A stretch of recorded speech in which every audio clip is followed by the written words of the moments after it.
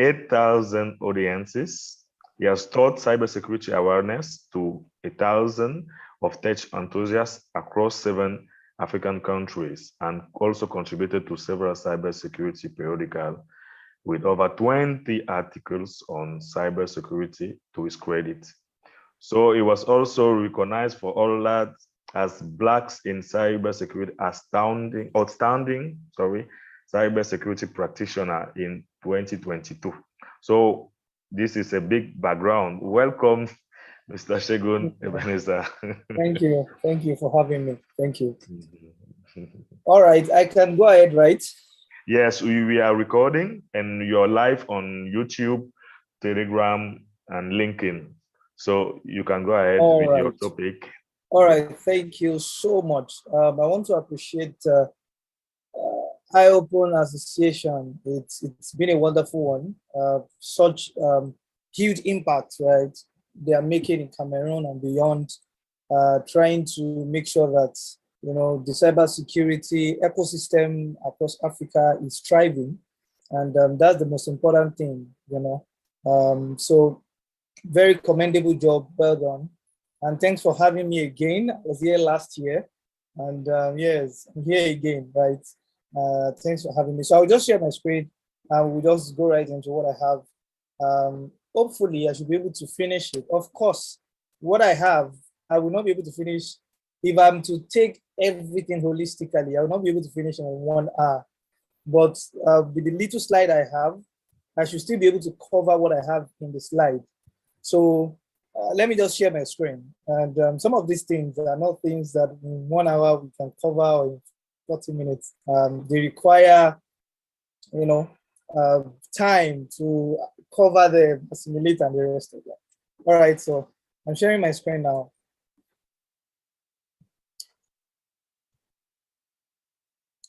All right, I want to believe we are seeing my screen. Please confirm if they can see my screen. I confirm we can see your screen. Thank you. Thank you. So you're welcome. Good day, good evening, good afternoon, good morning, wherever you're connecting from. You're welcome. As I've been mentioned, my name has been mentioned already, right? I'm Segun Ebenezer Olaniyan. Segun Ebenezer Olaniyan, right?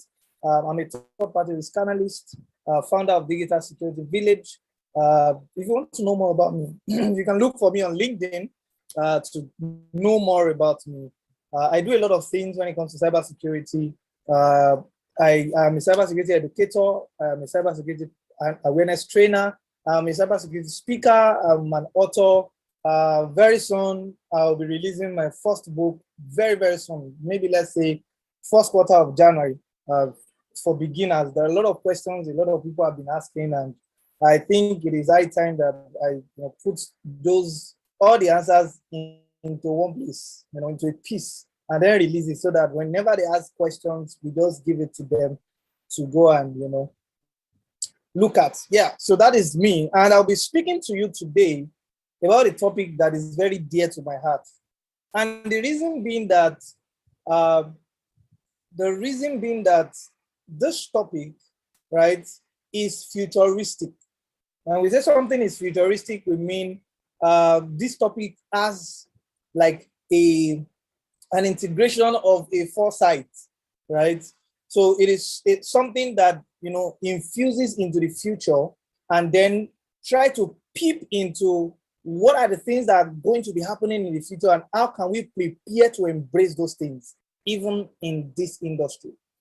And that is why this topic is evergreen and is very, very, very important at this time and season, because the technology is fast evolving. Technology is fast evolving, so is the industry. So that is why we need to talk about what the future holds for us as cybersecurity professionals and how we should prepare to embrace that future, right? So, of course, this is cybersecurity competencies and the future of work. So I will start with the future of work, then I will migrate to cybersecurity competencies. We need to understand what the future of work holds. We need to understand what is coming. We need to understand how technology is making progress.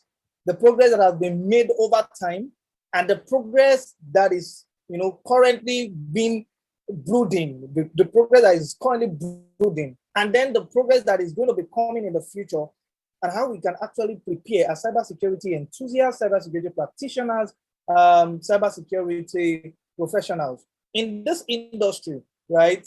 If you're not somebody that knows how to read, if you're not somebody that loves how to read, it will not take time before you go out of relevance. I will say that again.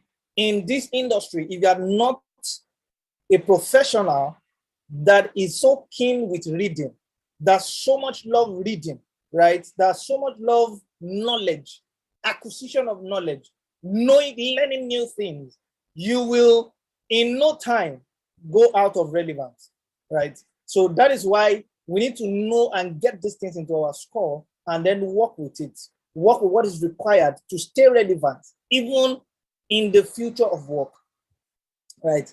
And this is a quote from Guinea Rometty. That is the chairman and president, CEO of IBM. We all know IBM. IBM is a technology company that specializes in hardware and software. They have cloud services, they provide cloud services, and the rest of that. Now, this is what she has to say during one of the World Economic Forum in US, right? She said, you have to value skills and not just degrees. This quote is very short, but it is deeper than what you are saying. All there is to this quote is not all that you are saying. It is deeper than this. And then I will try to give perspective to the deep meaning of what this quote means. He said, you have to value skills and not just. Now, you will see that this quote does not outrightly eradicate the significance of degrees, whether bachelor's degree, master's degree, PhD, or whatever, what have you. It does not outrightly eradicate the significance of it. What this quote is telling us is that it is not enough to have degrees if you want to thrive in the technology industry, right?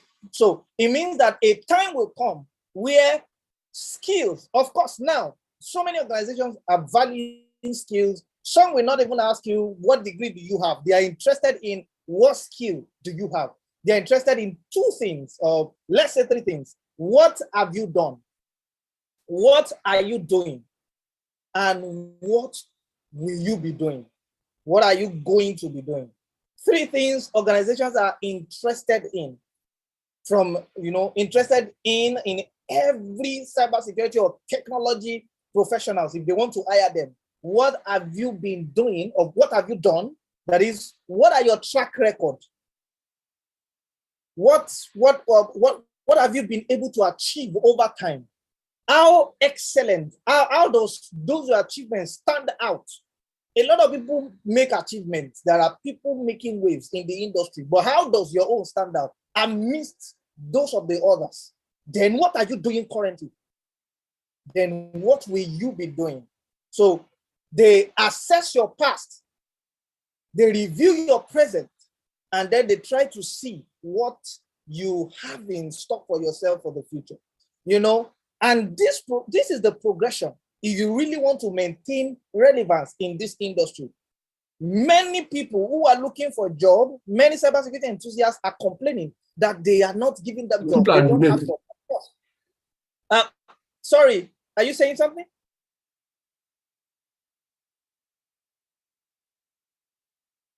Please confirm if you can still hear me. I can hear you. I assume the rest of the audience can hear you too. All right, and you can still see the screen, right? The presentation. All right. So, as I'm saying, all right, thank you. As I was saying, a lot of cybersecurity enthusiasts, those people transitioning into the industry, they find it very hard, very difficult to get jobs. Nobody wants to employ them. Of course, the best of us, we face the same challenge, but we have to, look for a solution to come out of that state, right? We began to create values that begin to attract organizations to us. If the only thing you feed on is just sending your application to organizations alone, it might take time before you get a fulfilling job in this industry. You must build yourself up to the point where you sustain competencies and skills that attracts organizations to you. That attract, organizations to you. Not just sending your CVs everywhere, because you are doing the same thing that other people are doing. So what will you be doing differently? These are the things that makes you stand out. These are the things that will help you to actually begin to see, how do I prepare for the future? If the present is this hard, it means that when the future comes, it is going to be harder, right? So there must be an adequate preparation, because a time will come in the future of work that skills will be highly valuable than just degrees. In fact, a time will come, industries, organizations will not be so much interested in your degrees, except it is high priority to have that degree, right? Now, the skill gap is a challenge for everyone, right? Every one of us, both the senior role jobbers and the rest of that. The skill gap is a challenge, because somebody that is a cybersecurity leader in the industry lacks the necessary human resources to actually accomplish his set goals, the vision that he has for his own role, for his own office, because there is shortage in human resources when it comes to the job, right?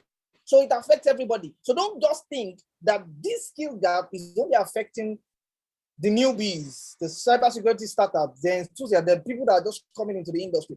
It is affecting even industry leaders. It is affecting organizations too, because while you are lamenting that you are not getting a job, they are lamenting too that they are not getting qualified employees, right? So it will likely to become worsened as cognitive technologies and automation become more widespread. What are cognitive technologies? Cognitive technologies are thinking technologies, that is, technologies that think like human beings. Now, there is this controversy going on right now that technology, cognitive technologies, automation, and the rest will take the place of humans. Do we take the jobs of humans away from them? Well, that is not totally true. And I will explain, right? Now, cognitive technologies are thinking technologies, right? That things like human, that, perform functionalities, workloads that we humans are actually supposed to be the one capable of, carrying out such projects. Now, the technologies that fall under cognitive technologies are machine learning, robotic process automation, and natural language processing, natural language regulation, and the rest of that. Even deeping down into artificial intelligence. These are cognitive technologies that can think like human beings. They can take initiative like human beings, right?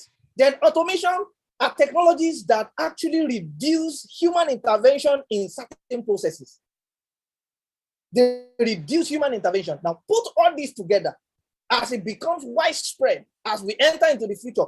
Put all of this together, you will see that this will necessarily not take away people's job, but it will reduce the workforce of many organizations.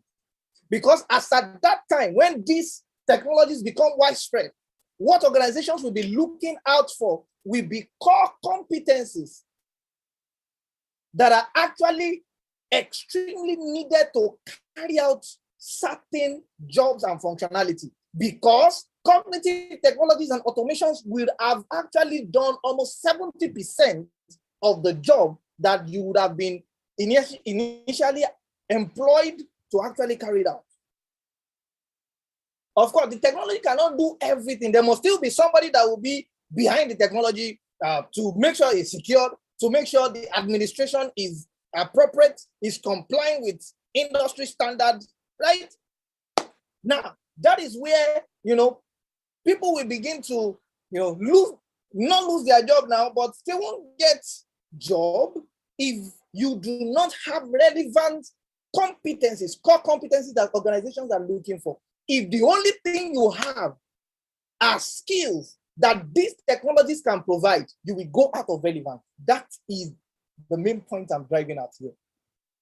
If the only skills you have, right, are the skills that these technologies can easily provide for an organization when they employ these technologies or when they adopt these technologies, it means that you naturally, automatically go out of relevance. So what are other skills? What are other core skills that you must have to actually still remain relevant, even when these cognitive technologies and automations become widespread? That is what I want to show you. That is what I want to show you.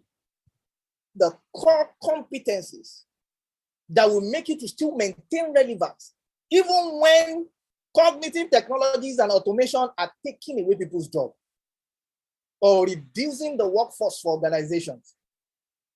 You will maintain so much relevance that organizations will not want to let go of you if you have these competencies as a cybersecurity professional. Because a time will come in this industry that cognitive technologies will begin to do some of this work, some of these functionalities, right? Technologies will begin to perform penetration testing. We still do penetration testing, human beings. A time will come. There are technologies that will be rolled out that will be performing penetration testing without human intervention. There are automation that will be in place that will run analysis on security alerts and then be able to detect which one is false positive, which one is true positive. The one you are supposed, of course, we know. I know you want to say, it is still machine. It cannot be completely accurate. A time will come. Accuracy will be achieved. So when accuracy is achieved, how will you maintain your job? All right, let's move. Now, currently, we have 3.5 million unfilled cybersecurity jobs. Why do you think we have so much unfilled cybersecurity jobs? And there are so many professionals in the industry that are still looking for jobs. Yet, there are unfilled jobs that they are supposed to be, seated in those positions. Yet, they are not there. What exactly is the problem? Why are there so much unfilled jobs and yet so much people are willing to work and they are not getting the work? Cybersecurity is not an entry-level industry.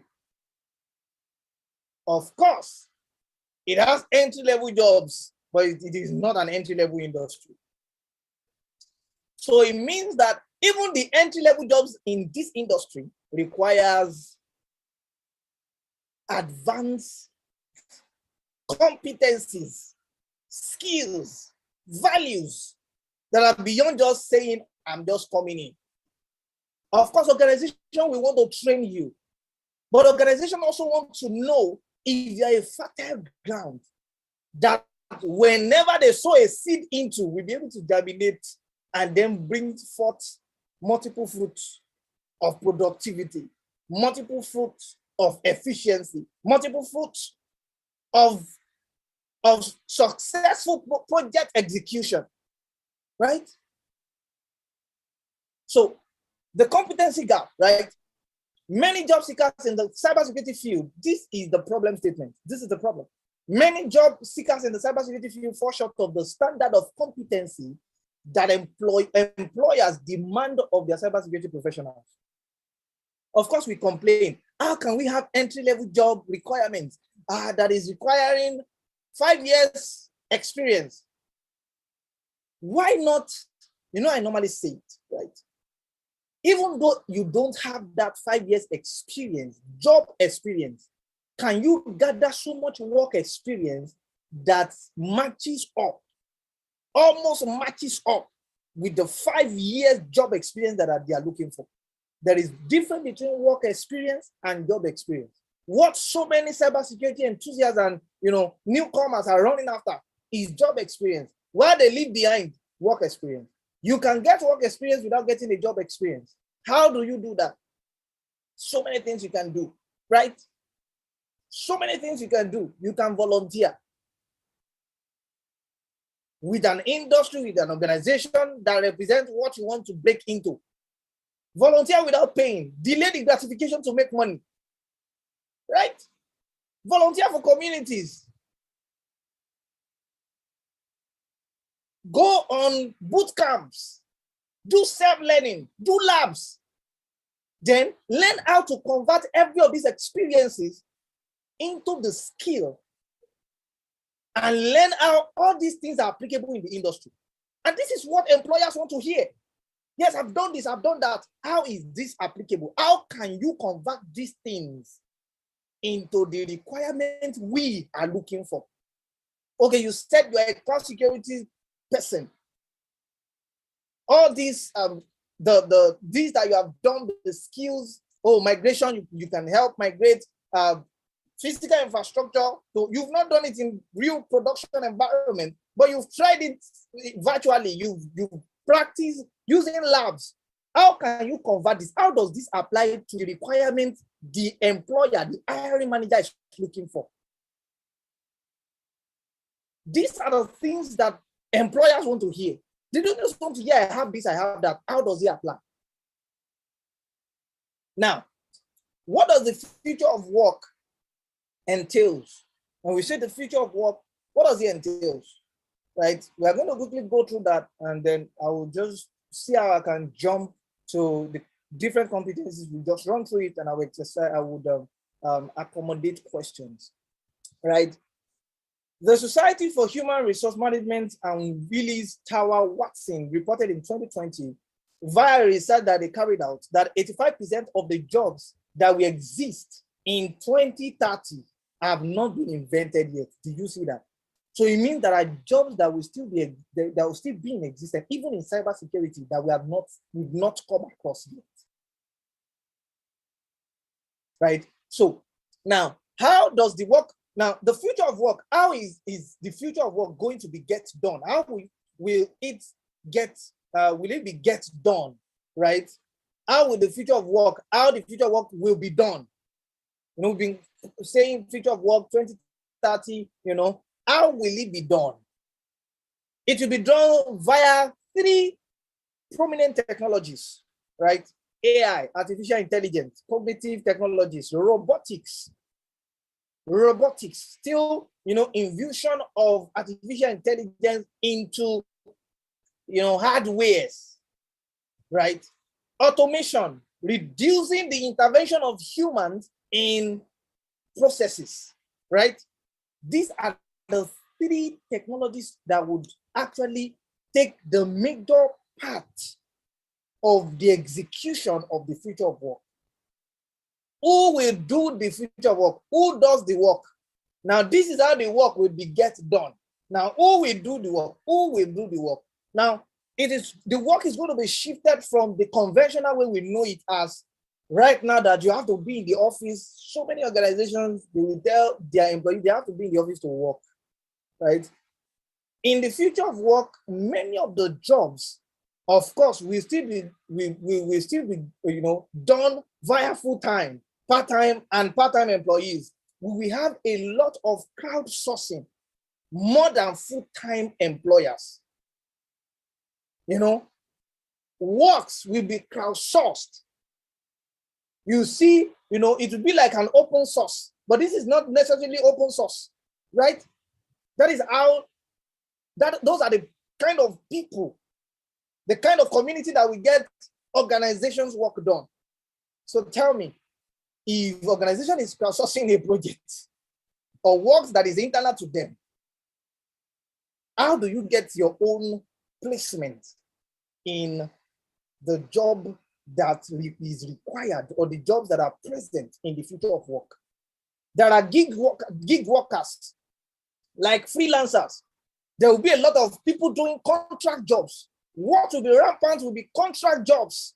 You will see people not going into full-time job with any organization. They will just do contract here, do contract there. In fact, a lot of people are doing that right now in cybersecurity. I know somebody who does 3-4 contract jobs for different organizations for months, not even 3 months, months, sometimes years. Working on, people will begin to work with different organizations, right? But the question is, will you be part of the people when that time comes? Will you have sustained the skills and competencies required to be able to, accommodate that kind of change? Then when and where will the work be done? Co-located workspace. So the workplace will be decentralized. It won't be business as usual, where all the employees will come into one building and then work from there. It will be co-located workplace. You see different people from different organizations sharing spaces to work. You see fluid work schedules where people will not work from 9 to 5. People will be able to, work intermittently. Hours, this hour, and then come back to work this hour and work for this organization, this hour to this hour in the future of work. You see, remote workers will be very rampant. People will work from home. Now, if you do not sustain the competencies required to thrive in this kind of setting, it will be very difficult to land a job during the future of work. If you do not sustain the competencies and the skills required for you that is required to actually sustain this change, because this will be very new to a lot of cybersecurity workers, technology workers. Of course, we are experiencing a little bit of it now, but in the future of work, it will be very rampant. If you do not sustain the skills and competencies required to maintain your job in this kind of setting, how will you sustain a job? How will you remain relevant? I don't even want to go to Web 3.0. It's going to be a long talk, right? Let's just skip and go to cybersecurity competencies. All right. So cybersecurity competencies, right? What are the competencies required for you to thrive in the future of work? I've explained how the future of work is going to get done. Who does the future of work, or who does the work, right? I've explained how, where, and when will the work get done, right? This will be a decentralized workplace. It won't be, workplace as usual, right? So what are the skills we are supposed to sustain? What are the competencies you are supposed to sustain? And when we talk about competencies, we are talking about your ability to successfully and efficiently get work done. Successfully. When we say you get something done successfully, we are saying that according to the objective of that work, when you were done with the work, you were able to accomplish, you were able to tick every objective, every aim of the project. And then efficiently, you were able to maximize resources and time. For example, let's say a particular project will take like 3 months to get done, for you to finish the project. Because of your, competencies, you spend like 2 months to get the work done, and you didn't just do the work anyhow. You get it done effectively. So there is effectiveness, there is efficiency, right? Now, there are 3 tiers of this, of the cybersecurity competencies I'll be sharing. But the time will not permit me to be able to share tier 2 and tier 3. I will only share tier 1. I said the other time that some of these things are not something that you can just in 1 hour and be done, right? And that is why I'm coming up with a book very soon that would, most of these, teachings, most of these ideologies will be shared in the book, that, people will be able to go around with it right? Just watch out for that, right? Tier 1, personal effectiveness competencies. I know this will sound somehow, it will sound strange to some people. You are expecting me to begin to talk about technical skills, talk about vulnerability management. Ask yourself, do you know millions of people that know how to do vulnerability scan? Do you know thousands of people that know how to triage an alert? Do you know thousands of people that know how to carry out risk assessment? I don't know if somebody is getting this, but do you know that out of those thousands, there are just about a few percentage of them that has and possess these personal effectiveness competencies? Go and make your research. And this is why a lot of people are not getting job.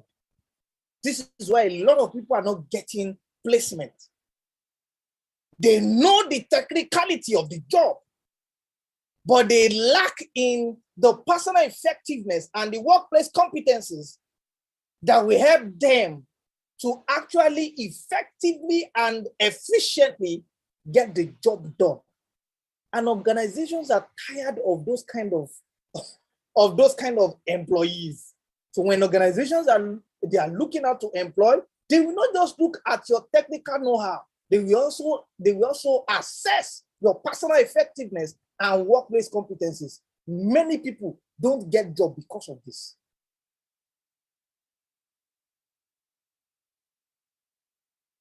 So they will not be saying, but I was, I'm good. I even performed this, I performed that. You were not the only one that was good during the same interview. But some people stood out because they had something more deeper. They went further beyond technical skills. And I'm not just talking about soft skills now. Don't think I'm just talking about soft skills. If I'm talking about soft skills, I'll be telling you presentation, I'm telling you writing. Come on, it's deeper than that. So tier 1, number 1, interpersonal skills and teamwork. In the future of work, if you do not sustain a very high percentage of or high level of interpersonal skill and teamwork, nobody will hire you. Because that will be required to carry out the job. As at that time, because of how the job will get done, because of the when and where the job is going to be get done. So it will require that you have a high level of interpersonal skill and collaborative skill. Your ability to demonstrate the capacity to interact, right, and collaborate with people from different and varied backgrounds. Demonstrating empathy towards others. If you are somebody that is very, very wicked, you do not have one iota of empathy. I know this is not technical, but these are the things that, employers of the future of work will be looking out for. Because they do not have too much human beings. They have very little of them who they want to maintain. So they will look for any other person that will help them to maintain those skilled and competent employees. So they won't bring somebody that will come and corrupt their workforce. The one they are trying to, because people will actually be relevant during that period. Because machine will take over of so many processes. So the little human resources that organizations will, they want to protect them, they want to keep them. So they will need any other human resource that is coming to have the same competencies as this so that they can work together and the job will get done efficiently. You must demonstrate empathy. Understand behaviors. Demonstrate insight into behaviors. Understand when people are angry. Understand when people are happy.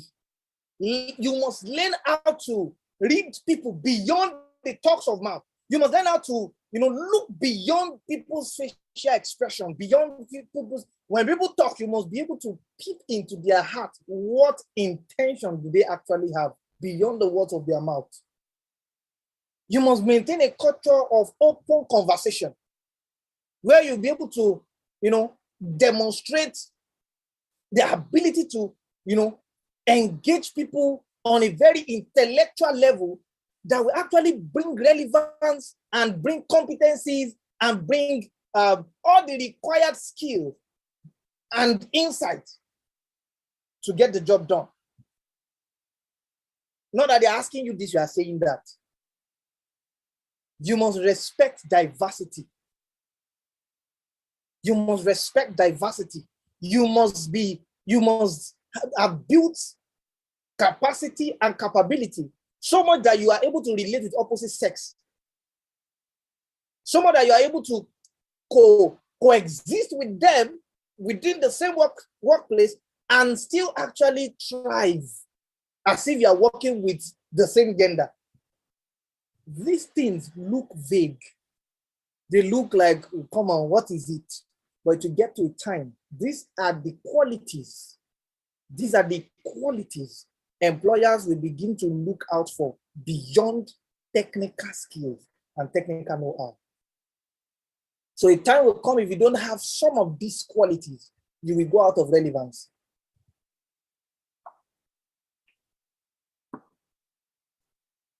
All right, integrity, demonstrating acceptable social and professional behavior, processing ethical conducts. Of course, we are cybersecurity professionals. We are supposed to maintain ethical culture or ethical conduct every time. But we've seen people who are actually cybersecurity and, they come out with, they exhibit certain conduct and behavior, and you look at them and say, and you call yourself a cybersecurity professional, you must possess ethical conduct. Being truthful and acting fairly.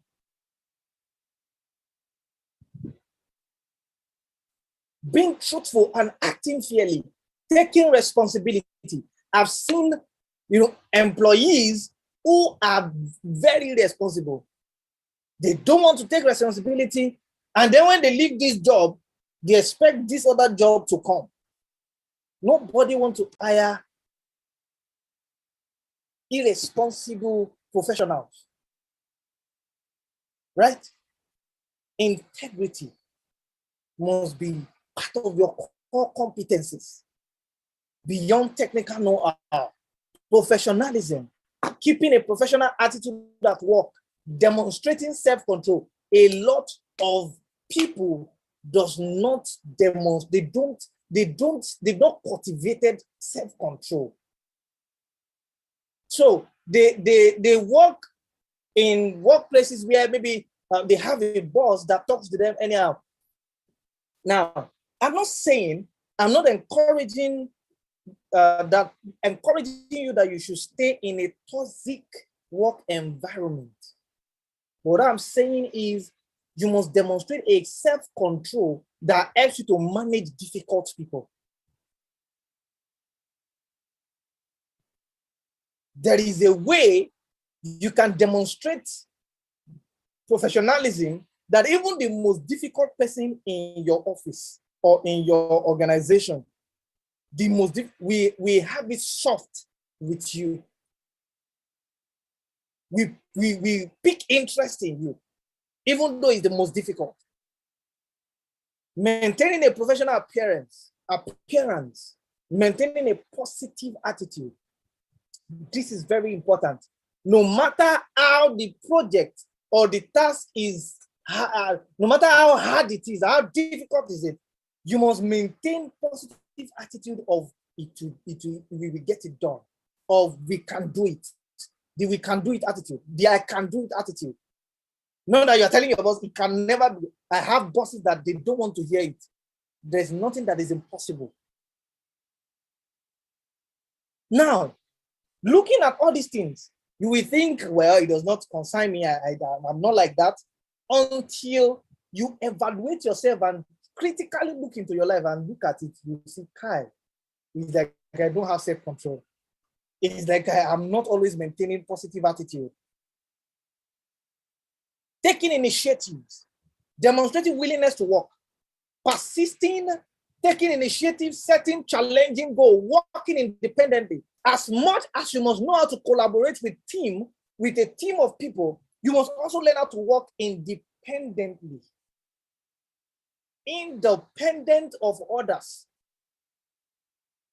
Even though you have to collaborate with others, right? That is how you can take initiative and then bring it to the table of collaboration. Lifelong learning, exhibiting a desire to acquire and use new technology, new skills, new knowledge. The future of work will come with jobs that have not been in existence before, with technologies that have not been in existence before. You must exhibit that desire to acquire the know-how to use this knowledge, to use this new knowledge, to acquire this new knowledge and use the new skills. Demonstrating desire to learn, participating in training, anticipating change in work. A lot of people are not flexible. They are not. They do not exhibit the ability to adapt. They are not. They don't subscribe to change. They are very rigid. When there is any change within the workspace or within the work description or whatever, they grumble. And it affects the delivery of their work, of their job. Identifying career interests and the rest of that. You must be able to identify career interests as you journey in your, in your career, as you journey in your career, as you move up the ladder, right? You must begin to identify career interests. What other career path can I link to this one I'm doing? What other career path aligns with my inherent ability? What other career path aligns with my giftings and the rest of that? All right. So that is tier 1. Tier 2 workplace competency is very powerful, but there's no time. I have to take questions now. Are you ready for the future of work? Are you ready for the future of work? To require that you have competencies that goes beyond just your technical know-how, because these are the core competencies beyond the technicality of the job that employers will begin to look out for when we enter into the future of job or the future of work. Thank you. And I would answer our questions now if we have any question.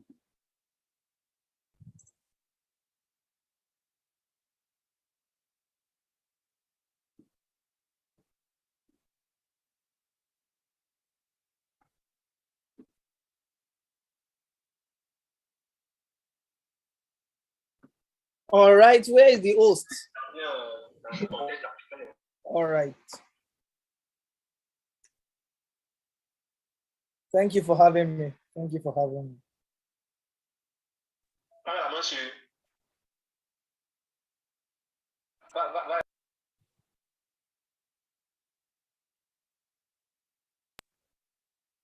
Thank you, Segun. Thank you for your presentation. So we are going to, no one has a question on Zoom.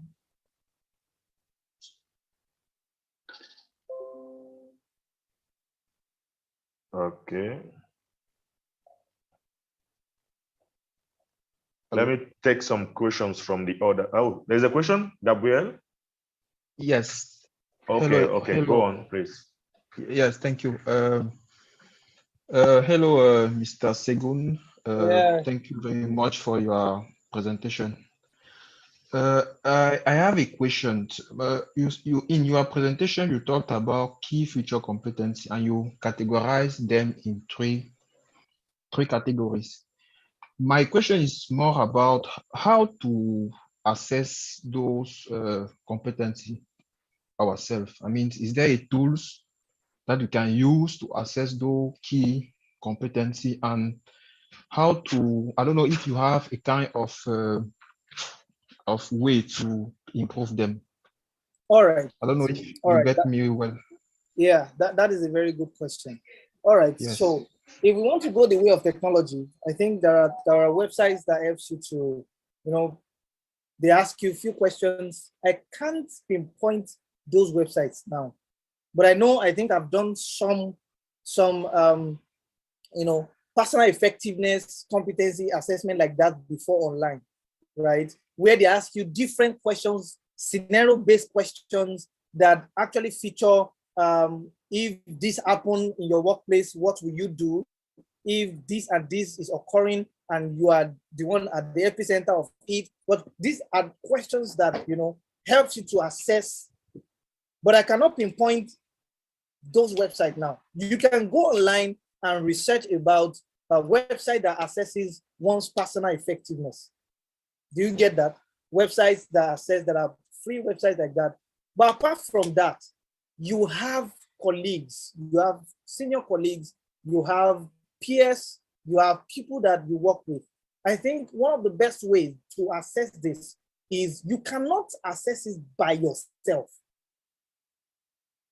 It will have to be something that you interface with people who look at you critically, and based on how they've interacted with you over time, then they begin to tell you, based on some of these core competencies I've listed, they begin to tell you, in this place, we've seen you act this way, we've seen you like this, we've seen you in this manner, we've seen you from this angle. So they begin to tell you. Now, from what they tell you, you can begin to see, oh, so here I need improvement in this area.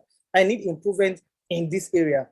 In this area, I'm well good, but I still need to work more, right? So trusted people that you have around you, professionals like you, maybe that you work with, your peers, your associate, trusted people, ask them questions about you. Oh, when it comes to empathy, how do you see me? What can you say, right? When it comes to adaptability and flexibility, what can you say? You can actually deceive yourself if you want to say, okay, I think I empathize with people. You cannot give accurate measure by yourself. So if you are not having access to all those online web applications that helps you, give you questions, you can actually leverage on people, peers, and colleagues that you have that will help you, to say that they've interfaced with you over time. They will tell you, in this area, you are coming short in this area. You can improve in this area based on our perspective, what we have seen you. We've seen you angry, we've seen you, react to certain situations and the rest of it. Thank you.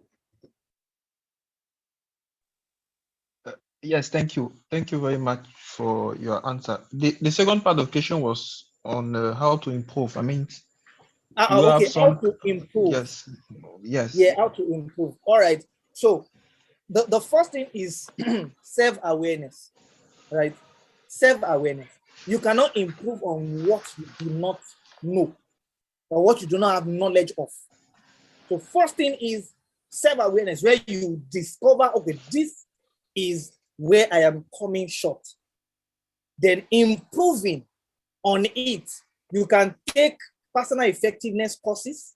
You can, go online. There are free courses online here and there, that trains on how you can actually improve on your personal effectiveness, how you can collaborate more with people, right? How you can understand people more, right?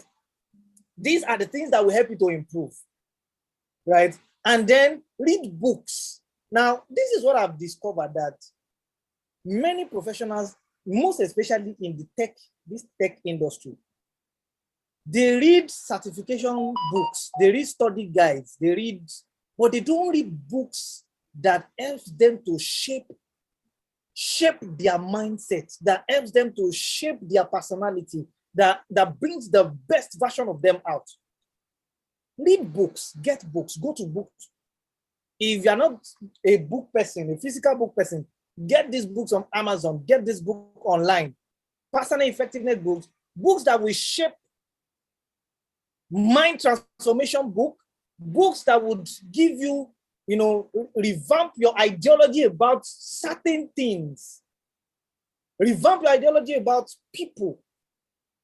I've read several books that help me to work better with people, that helps me to understand people, that helps me to empathize and sympathize with people more or best, right? So get those books and read them. There are people who specializes in, this kind of this area, right?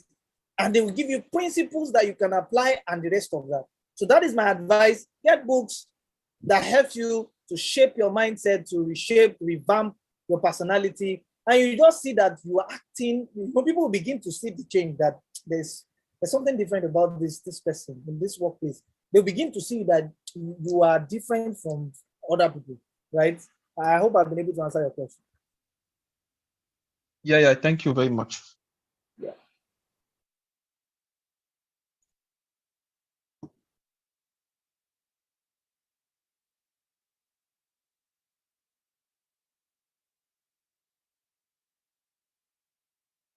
All right. All right. There's another question. Let me paste it in the chat. Okay. Can you read it? Yes. Okay. Oh, yeah. In Africa, well, sadly, remote working has become, I don't know, Africans are not embracing it now. I still get shocked, when some organizations, tech organizations in Africa, right, most especially I'm using Nigeria as a point of contact or reference, we still tell you, well, we cannot give you a job if you are not in the office. So, as the time as time goes on, right, many organizations will be forced. Now, it will be a force. It will not be something they will be willing to do. But because of how technology will be, evolving, and how the world will be actually transforming and transitioning into the future of work, Africa and many organizations in Africa will be forced. Because when the rest of the world are moving towards, gearing towards, remote working, co-located workspace, and, the rest of that, when they are moving towards, gearing towards that, and Africa is not moving, it means that they will be backward, right? They won't be measuring up to standards, right? So at that time, many organizations who refuses to actually begin to incorporate remote working into their work process or into their business operations will be forced, just the way COVID-19 forced a lot of organizations to remote working. You see, it was enforced. So that time, it was non-negotiable. Many organizations actually worked from home. Even the ones that they didn't have that in their standard operations procedure. Many organizations, as at that time, did not have remote working in their standard operation procedure. They were forced, against the rigid and the conventional policy that they have, whereby employee must come into. So at that point in time too, in the future of work, many African organizations will be forced, because, technology, the industrial revolution would have moved past conventional workplaces, right? So that force emphasizes it. Many organizations who are not complying now, as time goes on, they will be forced to actually begin to incorporate remote working into their work process and into the standard operating procedure. Thank you.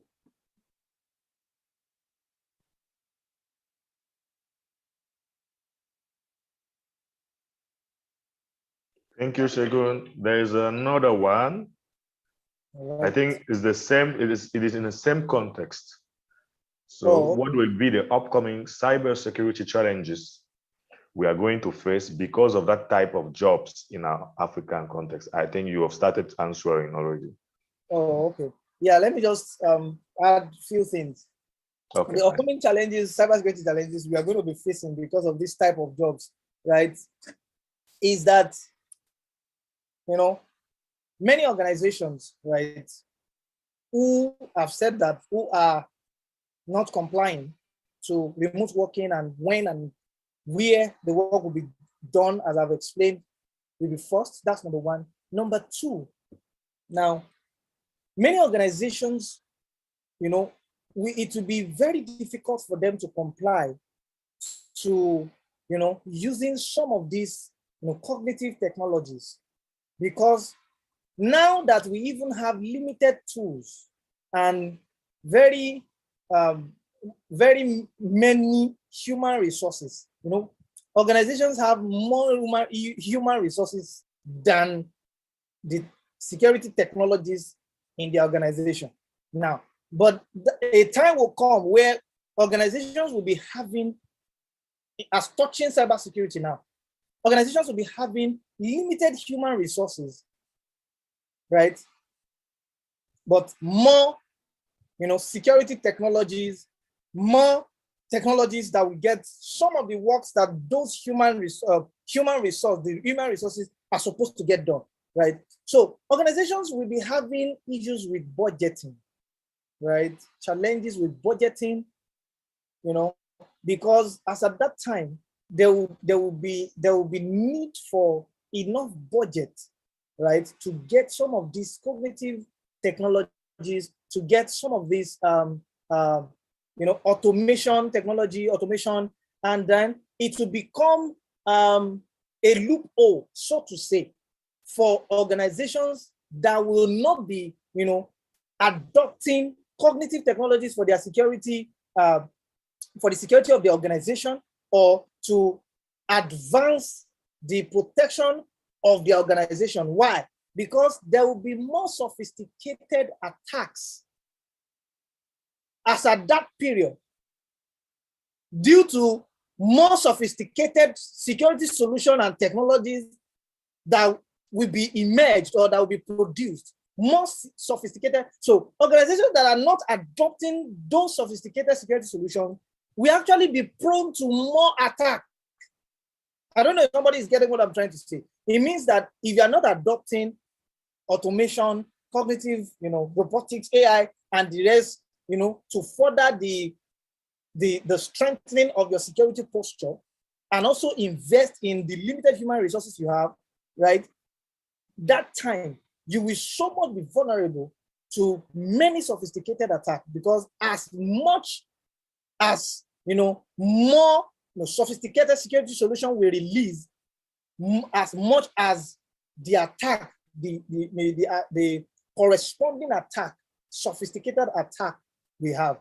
Today we have so many antiviruses, anti-malwares, and then every day there are malwares that are being released, and every day there are more solutions that are being released. So some of the challenges will be that organizations who are rigid or do not have the budget to actually adopt these technologies will be more prone to attack than organizations who will actually adopt, these technologies, cognitive technology and the rest, and then actually invest in, the human resources that they have just to, work on that weak link, which is the human aspect. I hope I've been able to answer your question.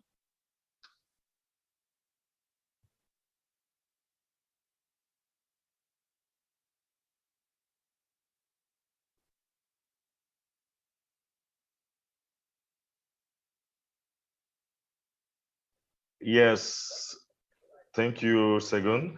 It's like we will have a last question from another social network. So right. Let me just send it to you.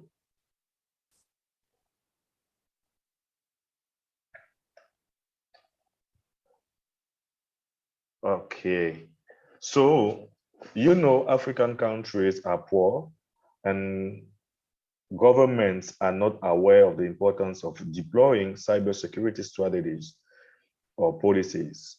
What would be the advice you can give to African governments? All right. I want to believe that governments are supposed to actually be more interested in three things when it comes to cybersecurity or information security. Three things. Number one, which is the most important, the national security, right?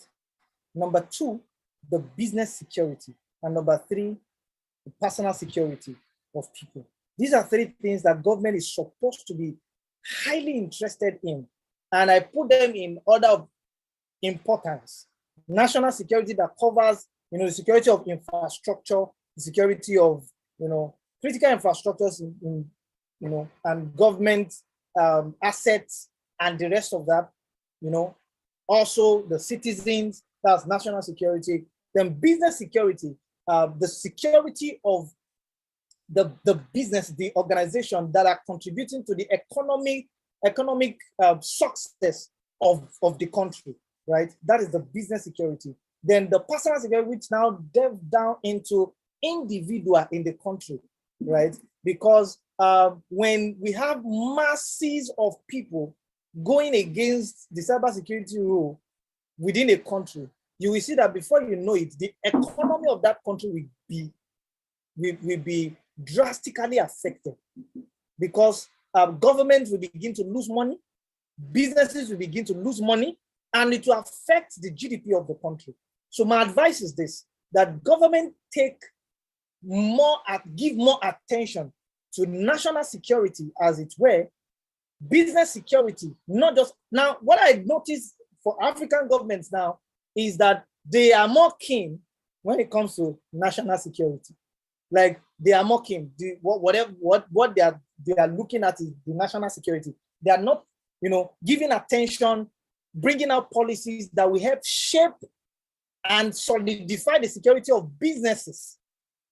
They're not bringing out policies and bills that will help, protect the integrity, the confidentiality, and the availability of, business assets and people, right? So government should begin to also give attention to business security and personal security. The government should invest in, nationwide cybersecurity awareness that cut across organizations and even cut across the society.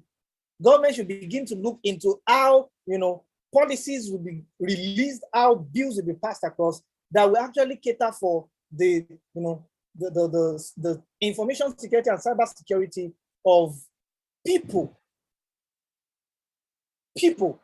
society, families, organizations. We have private sectors that are doing these things, but they cannot cover as much as if government is coming with the initiative, right? So government should, give attention to these three things.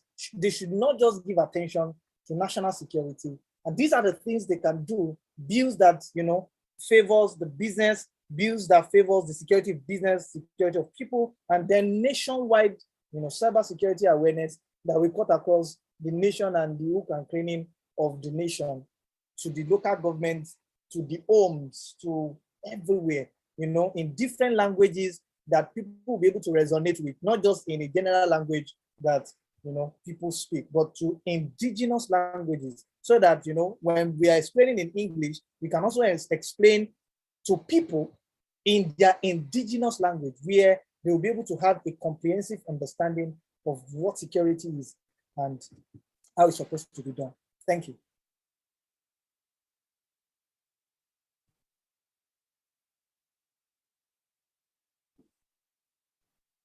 Okay. As you're speaking, we understand there is a lot to do. There are many jobs that are going to be implemented, since in Africa, we are not, like, our philosophy is still not yet like that. I'm talking concerning the public sector. Yes. So I hope everyone understood, like, everything, because when Segun is speaking, is like an evangelist that is speaking to the people. So he's a cyber evangelist. It's like there's another question, unfortunately for you. People like to listen to you. So that's good. I think there's another question for you. Let me just bring it up. From Mohamed Suleiman. Okay. Let me just put it in the chat now. So, how can you make an orientation career in cybersecurity, starting from managerial skills, let's say one like someone being a specialist on service management based on a framework like ETIL. Can we manage? I guess it is what you wanted to say.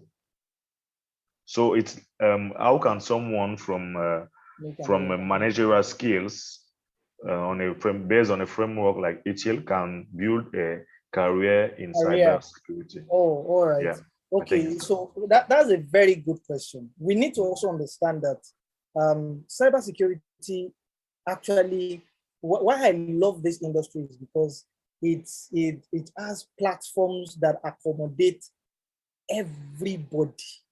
Oh, I'll add. It's like he sent the Oh, okay. Yeah, this is it. I mean, can we have a balance between managerial skills and cybersecurity without being too focused on technical aspects? Very well. That's good. Of course, very well. Yeah, in fact, I've been an advocate of the non-technical aspect of cybersecurity right from time, because the mind that people have is that cybersecurity is all technical, right? That's the mind that people have. And you can actually balance, you can bring balance to the managerial aspect, even if you are coming from management into cybersecurity. That is why we have, programs manager, cybersecurity programs manager. That is why we have information security manager. That is why we have cybersecurity project manager. That is why we have cybersecurity product manager. You see, now these are hybrid job roles that are not very popular, that people don't think that they can actually have a career in cybersecurity, which is very possible. So there is no skill that you already have that you cannot deploy into cybersecurity. There is no competencies that you already have from other fields that you cannot deploy into cybersecurity. So you can balance it. What I normally advise people is just try and deploy that your skill. For example, your managerial skill, deploy it, and then in an organization, you can be a security solution product manager. So whatever you are doing where you are coming as a product manager or as whatever manager, you can actually deploy that same role and responsibility, the same skill from there to come and apply it to come and manage that organization's security solution product. So it means that the only difference there is whatever you are managing there is not what you are managing here, but you are actually deploying the same skill to manage here. But of course, you are managing security solutions, right? You can come in and manage cybersecurity program, like all these fellowships, boot camps. If you're a program manager where you are coming from, you can become a cybersecurity program manager. You just deploy every of that functionality, skill, and ability into this one, and then integrate it. So you can actually balance it. And that is how there is no bogus how. The way you're executing your job, where you were before, come here, come and execute it the same way here. But just know that you have to understand the workability of the job here, so that you'll be able to understand how you can effectively apply the skill you are importing from your other jobs or from other fields. So with this, I think anybody with any previous skill can actually come into this industry and still thrive as if they are in their previous, field. Thank you. You're welcome. You're welcome, Second. This kind of question is mostly coming up these times because cybersecurity around the world is becoming popular. So thank you for your input. Thank you for your input. So we are now at the end of the presentation. I think. Thank you for having me. Thank you, Shegun, for your very important thoughts and speech. So actually, there are people that we're looking for. We will share the links Segun is available through this linking that I'm just putting now in the chat box, and from also this is also the link for the PPT. So everyone that wants to have a look on the PPT can use that, and this is Segun linking if you want to contact him for more explanation or a discussion.